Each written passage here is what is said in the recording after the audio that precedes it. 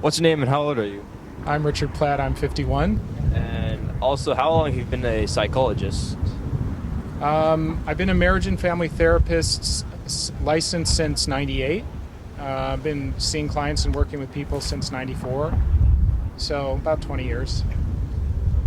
Yeah, and you help boys, right?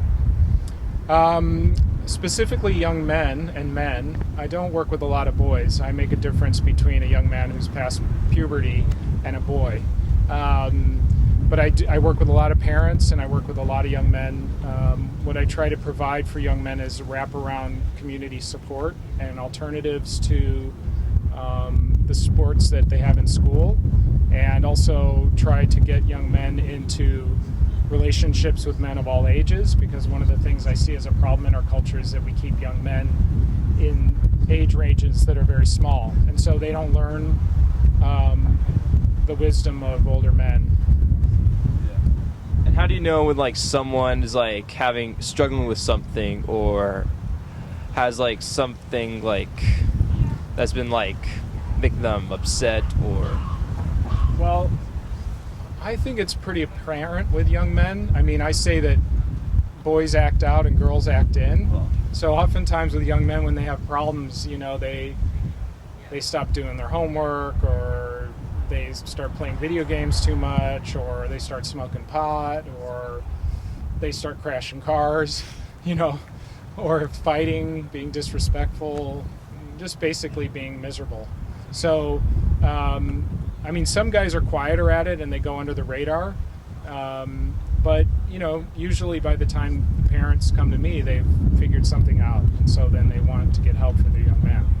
But I don't see young men as being problems. I see them as having, growth opportunities. So I don't see anybody as having a problem. It's just they have stuff to work out. Everybody does. So join the club. So what I try to do is normalize people having normal reactions to abnormal situations, which I think we're in our culture. How do you treat your clients? Well, I used to just talk with clients. Now I generally walk and talk with clients, because I find that moving our bodies side by side is a way where we're hunting problems instead of looking at you and saying, oh, you've got a problem, and I'm going to analyze you. No, we go walking.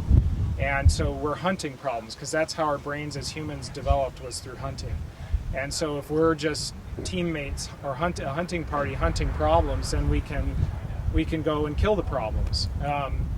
And so I really focus on physical movement, and so the martial arts and the empowerment is part of that. And part of, I talk with young men who procrastinate about killing their homework. If you kill your homework, it's done. Then you can go on and have fun. But a lot of guys want to play first and work later. And so I delineate that's boys. Boys play first and work later, and men work first and play later. So as men, we earn the space for our play.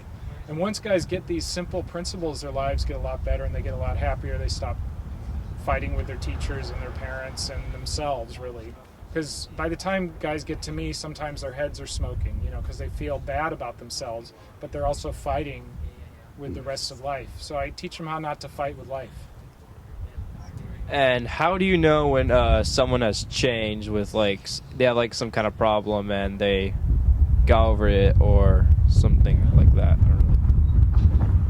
Well, you usually see it in how they behave. Grades go up, they smile more, they're more active, they're doing stuff around the house, they get a girlfriend, they get a job. Men need to stay in motion. We're action oriented, and what's happened in our culture is we stop being in motion. We sit in front of a TV, sit in front of a video game, sit in front of some food, sit in front of a movie. We're all like this with our heads down doing this, and it just doesn't make us happy. We just end up becoming miserable. Even though it feels good in the moment and it's fun, it ends up being joyless and addictive. So I really focus, as I said, more on action and getting stuff done and accomplishing things. I find if you do a good thing, you feel good. But if you just feel good and you don't do anything, you're not going to feel good the next day. So There's a real difference between pleasure and joy, and our culture is focused on pleasure, and it doesn't create joy. It creates misery. Well, thank you for letting us interview you, Richard. You bet. Yeah.